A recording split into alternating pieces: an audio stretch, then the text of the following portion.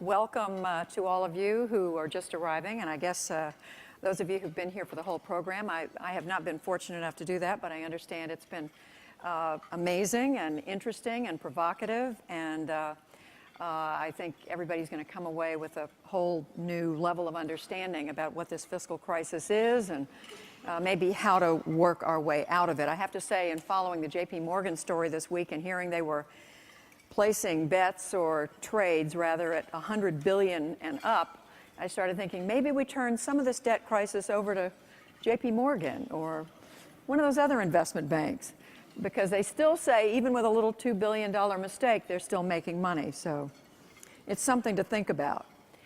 So the theme for today, as all of you know, is America's case for action. And one of the goals here is to get leaders in both parties to share their views about how best the nation should tackle these long-term challenges. We are so fortunate to have an opportunity now to hear from both sides of a committee that's at the center of the action on fiscal policy. They are Chairman Paul Ryan and Ranking Member Chris Van Hollen of the House Budget Committee, both of them key spokesmen and policymakers for their parties on economic and fiscal issues. As members of Congress and as party leaders, we know they have an inside track on how each party plans to take these issues to voters in the fall. We can look to them to tell us how Democrats and Republicans may handle the variety of decisions that have to be made shortly and soon after the election, and whether bipartisan action is possible or not. Our first speaker is Chairman Paul Ryan. He has been largely responsible for defining the Republican position on debt and deficits. It is his budget plan that won approval in the GOP-controlled House. It is his budget plan that has already become the target of Democrats in this year's election.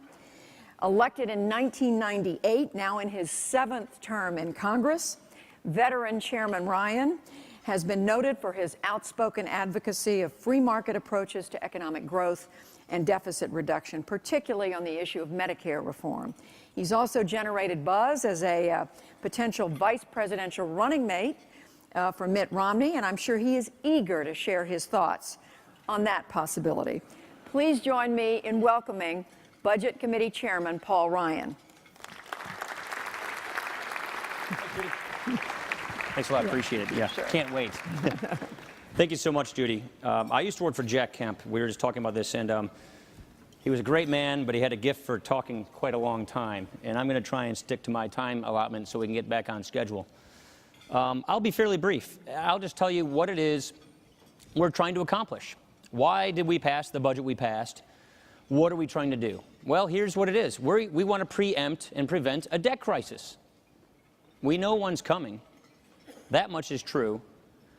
And we also have to make sure that we don't simply blame the other party, because you know what? This is a creation of both political parties. What we see having happened is that politicians from both political parties made lots of promises to voters, which ended up being empty promises. General Accountability Office puts the unfunded liability promises the government's making to today's Americans that it has no means of financing at $99.6 trillion. What we have on our horizon is a debt crisis where those empty promises could quickly translate into broken promises. And what we are trying to do is prevent that from happening. What we're trying to do is get us back on the traditional American idea of an opportunity society with a safety net that is known for growth, for prosperity, for upward mobility. And so this is what we're trying to accomplish with what we're doing on fiscal policy in our budget. Now let me get back to the origin of all this. A number of years ago, we started putting budgets out there. Very small number of supporters. I think we had 8 co-sponsors in our first budget in 2008. Then 14 co-sponsors. We've passed this budget now twice in the House. And the goal of this budget is not only to restore economic growth, to get our economy growing again, to get people from collecting unemployment to collecting paychecks and paying taxes. Our goal is to get the trajectory of our debt on a downward slope, is to get the trajectory of the American unfunded promises, those empty promises, under control so that we can avert a debt crisis entirely. Now, as we do this, we have to acknowledge that the status quo of these entitlement programs, which are the primary driver of this debt, need to be reformed so that we can still fulfill the mission of these programs. That's the awkward conversation we're having right now. That's the challenge that we have in front of us. I would argue that over the last century, we had a remarkable consensus among both political parties, among the right and the left, on the government's role in helping provide the mission of advancing health and retirement security. But what we're now learning is that the way these programs were designed in the 20th century crashed into a cold reality in the 21st century, where these missions are no longer fulfilled because those empty promises become broken promises. What happens is what's happening in Europe: austerity. We don't want to have a situation on our hands where the credit markets have turned on us, and then we're doing crisis management. Then we're doing cutting across the board, cutting retirees after they've already retired, organized their lives around these programs, cranking up taxes, slowing down the economy, rising the youth unemployment rate. That's what austerity is. And so the problem we feel we have right now is we don't really have partners in this. We want partners, and we want bipartisanship to get this vision completed. And the typical criticism we get is we're not offering a balanced approach. I would simply say, if a balanced approach means never balancing the budget, that's not kind of the balanced approach we want to have. A lot of folks who talk about having a balanced approach say just raise more tax rates, but don't deal with the structural drivers of our debt. Don't restructure these entitlement programs so that they can still fulfill their mission. If you don't deal with these entitlement programs in the profound structural ways in which we propose that have traditionally had bipartisan support, then you'll never deal with the trajectory of our debt. And if you simply keep raising tax rates, then you'll slow down the economy. So then you'll actually have an austerity moment on our shores. And that's what we're worried about. We're worried if we go down the path of just raising higher tax rates, which end up slowing down the economy, making our competitiveness much less competitive. When we tax our producers, our manufacturers, our entrepreneurs, our businesses at much higher tax rates than our foreign competitors are taxing theirs, we'll lose the competitive race. We'll lose economic growth. And if we don't deal with the structural drivers of these entitlement programs, namely the health care entitlement programs, then we'll never get that debt on a downward trajectory. But we believe this can be done. Unfortunately, when we rolled this vision out, when we received the majority in 2011, we were not met with a commensurate plan to deal with this. I served on the Bowles-Simpson Commission. I have tremendous respect for the two gentlemen who ran this commission, and much of what they proposed in that commission we put in our budget as well. We also put health care entitlement reform, which was lacking in that commission, because we think that's the way to deal with the drivers of our debt. But what we ended up receiving in 2011 was not the outstretched hand of, here's our plan, let's now talk and come together. What we unfortunately received was kind of a wave of demagoguery. That's what we're receiving right now as well. It's kind of an attempt to win the debate by default by sort of nullifying the notion that there's an alternative path for the country to take, to sort of impugn the motives of the authors of the solutions in order that you don't have to actually debate the merits of those solutions. And so that is unfortunately where our politics is stuck right now. I am fairly optimistic about this, though. I believe that if we remove the partisan roadblocks that are in front of us, we can realize a real entitlement restructuring plan, an economic growth plan that actually prevents the debt crisis from happening. Because if we go down this austerity process, some tax increases here, no fundamental entitlement changes there, but just nips and tucks, then what we'll do is we'll just have austerity after austerity, just like they're having in Europe. We'll pass one reform of packages. Those reforms won't be sufficient. The bond markets will turn on us again. Then we'll do it again, and then again, and then again. And before you know it, we are in another lost decade, like our friends in Japan have experienced, like Europe, hopefully not, but may be entering into. That's what we want to avoid. We want to put in place the kinds of reforms that fix the problem once and for all, that gives seniors the guarantee that the benefits that were promised them, that they've organized their retirement around, are actually there, and that younger generations who do not have these promises being made to them have a reform program so that they actually can bank on these promises. And that we have a tax system that, yes, raises higher revenues. Our revenue goes up in our budget each and every year because of better economic growth and because we close loopholes. But we do it with lower tax rates. That, to me, is the recipe for success. Faster economic growth, an opportunity society, upward mobility, and an entitlement system that can keep its promises to not only current but future generations. That's what we're trying to achieve. And the reason I'm so optimistic about it is I really think the American people are ahead of the political class. I don't think the American people want to stay on the path that we are on right now. And so it is our job that if we don't like the direction the country is heading in today, to offer them a very clear choice, a choice of two futures. And we can still get this right. What I mean when I say that is, we can still have a system where those who organize their lives around these promises can still get those promises fulfilled, but those of us who are younger will have to change these programs, and we can do it in a way that protects the poor, the sick, and asks more of the wealthy. We can do it in that way so that the mission of health and retirement security is one that is actually a fulfilled mission implemented in the 21st century. That's what we want to get to, but we're going to have to get rid of these partisan roadblocks as we see it. And if we do that, then there are committed reformers, and I know them very well from both political parties. Many of us agree on how best to reform the Medicare program.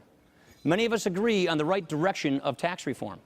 Many of us agree on the outlines of a successful fiscal consolidation which is designed to preempt austerity and get us back onto a path to prosperity. And that's exactly what we're trying to achieve. So thank you very much, and I appreciate your questions.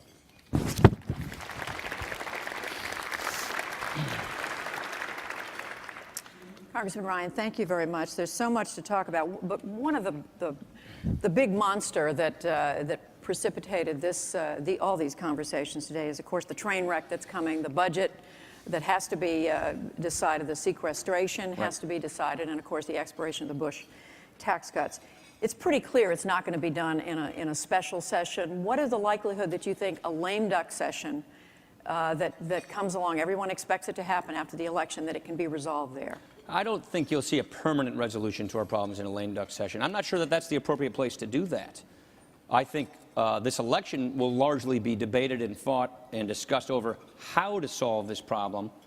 And, you know, the people who win the election will have the obligation and the mandate from the country to implement that solution. But I think in the lame duck, you'll see something to make sure that we don't have a train wreck. Does that mean we'll have permanent entitlement reform, a grand bargain that will fix every fiscal problem once and for all? I don't see that happening. But from our perspective in the House, because that's all we control, we're still the minority party, we feel we ought to show our constituents, the country, how we will deal with these issues. This is why last week we passed reconciliation. We're saving $315 billion over 10 years in spending cuts to pay for 1 year of setting the sequester aside, $78 billion. Right. We're going to be acting on the tax. I don't want to step on what the Speaker is about to say in a few moments, but we're going to be acting on tax policy. We're going to be showing the country, here's what we will do, and we'll pass these bills so that when we go into lame duck, our position will be very well known, how we think we ought to deal with these issues as we enter the lame duck session.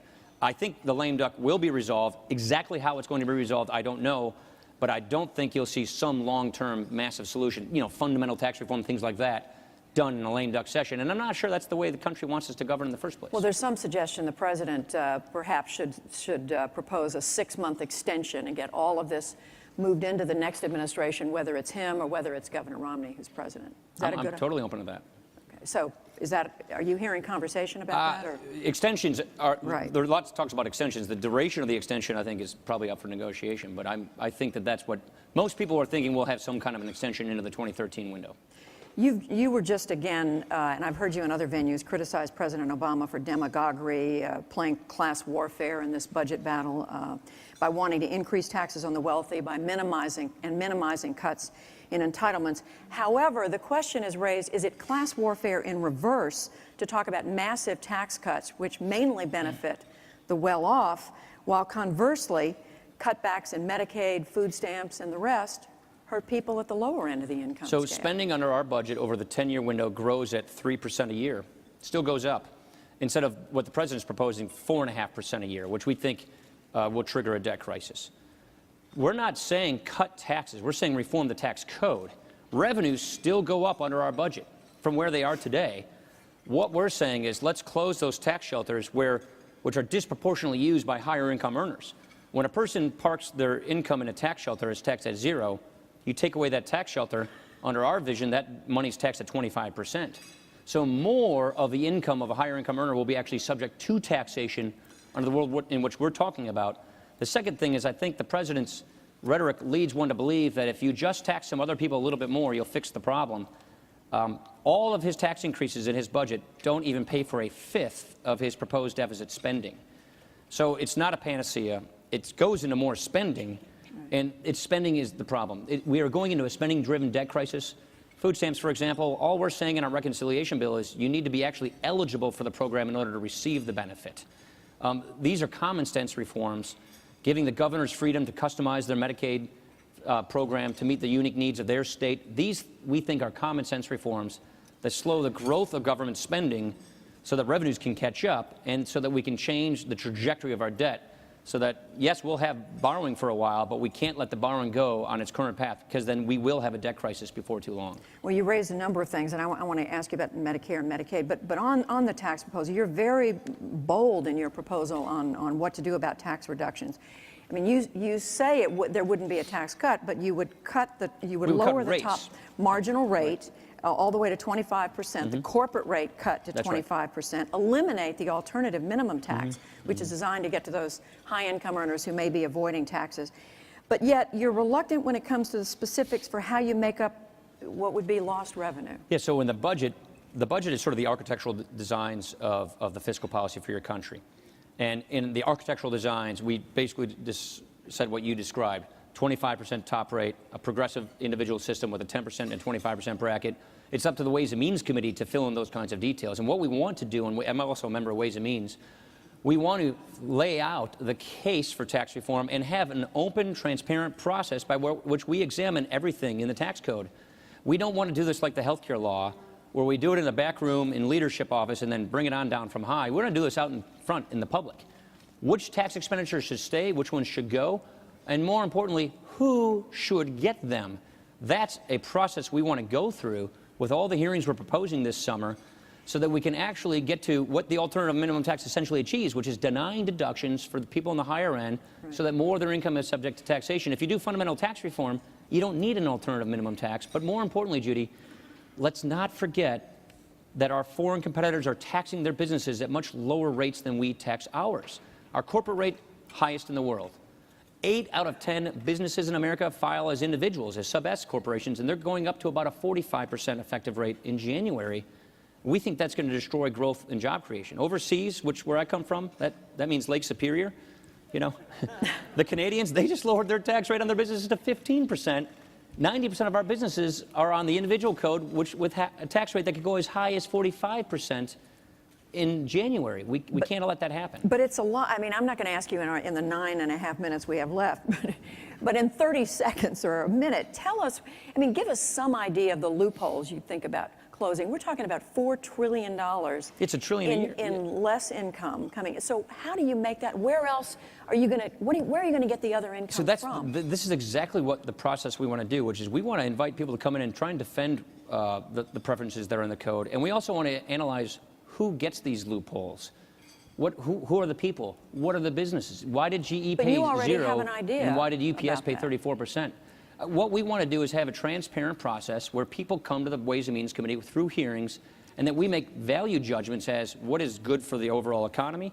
We want to get out of the business of picking winners and losers. I've been on Ways and Means a long time, and it's a committee on a bipartisan basis that literally picks winners and losers in the economy within sectors, among companies, and throughout the economy. We want to get out of that business, and that's why we want to do a systematic overhaul of the tax system, but we don't want to just cut some deal in a back room. We want to go through this in a transparent, open process after which we want to deliver real tax reform. Look, Democrats and Republicans worked together in '86 to do this. We think that that's the secret to success for economic growth, better revenues for the next Congress, if we can just get the kind of leadership in place to do that. And in fact, we've solicited, the Peterson Institute solicited questions from citizens through Facebook. One of the questions came in from a woman named Dee Walsh in Grapevine, Texas, and she said, I don't believe anybody on either side of the aisle is listening to people like me and every member of my family who are willing to accept both cuts to entitlements and raise taxes. How can we possibly surmount the insurmountable? She's asking, why can't the two sides get together and work with using both methods? From our perspective, there are Democrats that I've worked with. Say every time I put their names out there, they get in trouble. So I won't mention their names, but there are Democrats I've worked with on Medicare reform. We had a hearing in Ways and Means 2 weeks ago. 2 prominent Democrats came and testified on behalf of our Medicare reform ideas called premium support. I'm working with a senator in good standing, a progressive Democrat from Oregon. I'm not going to name his name because I'll get him in trouble. On how best to save and strengthen Medicare. And yes, we're talking about means testing that benefit. Yes, we're talking about circumscribing the benefit and doing it in a way that we think saves the program and deals with the biggest driver of our debt. Medicaid reform historically has had bipartisan support for these ideas. Right. On Social Security, on the Fiscal Commission, we were this close to what I would argue a bipartisan agreement on how to save and strengthen Social Security. There are Democrats and Republicans who largely agree with each other on how best to tackle these challenges. Unfortunately, it's not the current president and it's not the Senate leadership that we're dealing with right now. But I personally believe if we can remove these partisan roadblocks, that we can get to a moment where we're going to have a solution once and for all for this problem, and hopefully in time to prevent an austerity-like debt crisis. Well, let me ask a couple of specifics on Medicare. Your proposal doesn't affect people who are now 55 or older, but if more of those in their early 50s enroll in Medicare, ultimately, isn't that going to make the Medicare population older, sicker, more expensive to cover, and thus hurt the ability of Medicare to demand lower rates from providers or cause fewer providers to participate in the program? Under the current trajectory, under the current program, according to the CMS actuary, 40% of the providers are already going to drop Medicare. So Medicare is already collapsing under its own weight. With the IPAB and its price controls, they're predicting that fewer and fewer seniors are going to be able to actually get Medicare under the current program. Doctors are going to get paid 80 cents down to 30 cents on the dollar under the current path that we are on. So that has to be reformed. So what we're saying is if we act soon, you can grandfather existing populations, existing Medicare beneficiaries into the arrangements they have today, take those price controls away. If you reform it for those of us who are younger, we will have to have a different program, but we think we have a program that's a guaranteed benefit, that's guaranteed affordability, where we have choice and competition. It's worked very well where premium support has been applied. The Part D benefit program came in 41% below cost projections because it was done in this way. And so what we're saying is if we reform it for the next generation, we can cash flow the current promise to the current generation, but that's a promise that can't be kept much longer if we keep kicking the can and prevent reform from actually occurring. Question about Medicaid. Clearly enormous financial problems. The Urban Institute has said that under your block grant proposal, more than 14 million poor people would lose Medicaid health care coverage. It's pretty devastating. Well, that's because that's the increase that's coming under Obamacare. You have to remember, the president's health care law increases eligibility for Medicaid by 33%. Right. We're repealing the president's health care law in our bill. Therefore, it repeals that increase that's forthcoming, and that's where that number is derived from. What we're saying is don't do the president's health care law, therefore don't increase this program. You got to remember, recent surveys... The law's already been enacted. So. It's already enacted, so we want to repeal it. Right. And that repeals this increase in Medicaid eligibility. You got to remember, about half the doctors in America aren't even taking new Medicaid patients. So that program also is not working. And what we're saying is send this back to the states. I fought for years to get waivers called Badger Care with Tommy Thompson, where we reformed our Medicaid program in Wisconsin to work for Wisconsin. Instead of having to go through this really complicated and cumbersome Medicaid waiver process, devolve this to the states. They run it now anyway, but with all these rules, and let them customize this benefit to work for the best needs of their citizens. And yes, we're not proposing the massive increase in eligibility that the president's health care law does, because it's a failing program where more and more doctors aren't even taking Medicaid patients. We don't think we should have what I call second-class care, and Medicaid is becoming more and more substandard care. People, especially those on the lowest rung of the economic ladder, should be able to have good comprehensive insurance just like anybody else in America. And instead, right now, they're in these long waiting lists where it's becoming harder and harder for them to get access to health care because doctors and hospitals are getting pennies on the dollar with Medicaid. That's a system of price controls that isn't working, and it's leading to more scarcities. And that's what we don't want to see happen. We think state-based reform is a good solution to that. So just quickly, you're confident those people would be covered under some new system that would be created? Yes. When we say repeal the president's health care law, we also say replace. Now, Tom Colbert and I put out a very comprehensive bill where we said exactly how we think we should replace it. There are other people. Tom Price has got a comprehensive solution. We'll see what the Supreme Court does. I'll say this. We spend a lot of money on health care in this country, more than any other country per person by 2.5 times. we can have a system where everybody has access to health care, including people with pre-existing condition, without a government takeover of the program, with a market-based, patient-centered system that guarantees, access to health care for everybody. I believe we can do that. We think we have better ideas on how best to achieve that, and we think the president's health care law will be a fiscal disaster. At this point, well, let me just quickly ask you about something related to all this. Mitt Romney's former partner at Bain, a man named Edward Kennard, has written a provocative book that says income inequality is good for America. He says it rewards people's productive elements, and that flows down to everyone else. Does that make sense? Don't know the guy. I haven't read the book. No, I really don't know him. I haven't read the book. So, look, I'm a protege of Jack Kemp. I believe in upward mobility.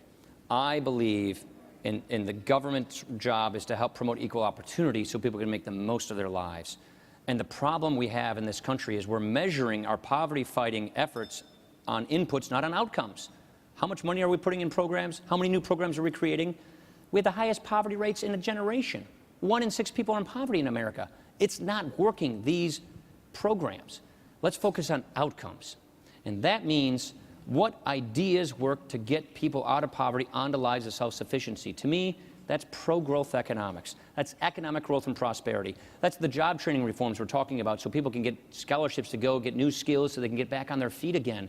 To me, it is not about redistributing wealth in some fixed pie. It's about growing the pie so that everybody gets more of a slice through their own merit. And it also means rejecting crony capitalism. It means rejecting the notion that the people who are connected, the people who are powerful, get the slice of the pie, get the rules written their way, have the too big to fail protections, and everybody else who wants to be an entrepreneur, who wants to come up with the next best idea, they're on the outside looking in. We have to reject that kind of crony economics and go back toward entrepreneurial free enterprise if we want to get back to the land of opportunity and upward mobility. And to me, that's a far better antidote to the poverty-fighting strategies we have today, which are proving to be miserable in result. Last question, Chairman Ryan, and that is, you've made it pretty clear you think the president's coming at this with the wrong attitude. You called him a demagogue, wrong approach, not willing to compromise. We don't know what's going to happen in this election, but if the president were to win, how do you see the two sides working together? You made a comment the other day to a Washington Post conservative blogger where you said you think the president thinks life is a zero-sum game. If somebody gets ahead, it's because somebody else got less or was exploited. That's based on the rhetoric I hear from the president. It seems to me that he's advancing the premise that if you win, that's at my loss, or if I win, it's at your loss. It's a zero-sum premise, and that is just not. We shouldn't be speaking to people as if they're stuck in some class in life, and that the goal of government is to help them cope with it. We shouldn't be slicing America into class-based societies. We should be talking about upward mobility, about uniting people. So how do you all come together? So it's a vexing point. Who knows what's going to happen? In 2011, a lot of my Democratic friends, I have friends with a lot of people who were in the Clinton administration, they kept telling me he's going to triangulate, he's going to compromise, you guys are going to get an agreement. I was hoping for that. When he put his budget out there, he didn't propose any solutions, so we figured, okay, he's waiting for us to go first. We'll put ours out there. And then what we got was not an embrace, not something that embraced Simpson Bowles or some other effort. What we got was the partisan gauntlet. What we got was what I think I rightfully call demagoguery. That makes it really hard for the parties to come together and find common ground. What we got was an effort at political conquest, not at political compromise. And so if that's what the last 4 years were like, I don't know what the next 4 years would be like. But meanwhile, you have a We have a debt crisis coming. Meanwhile, you have that coming, and you have somebody who may get elected to the United States Senate from the state of Indiana, Richard Murdoch, who beat Senator Lugar, the incumbent. And Mr. Murdoch's point is that any movement that happens should not come from the Republicans. It should only come from the Democrats. I obviously don't agree with that.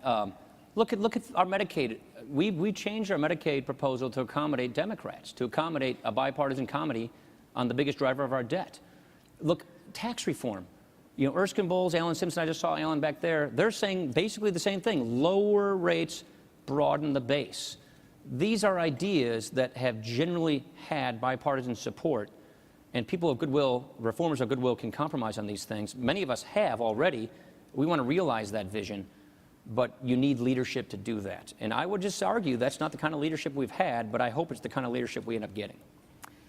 Congressman Paul Ryan, thank you very much. Thanks, Judy. See you. Appreciate it.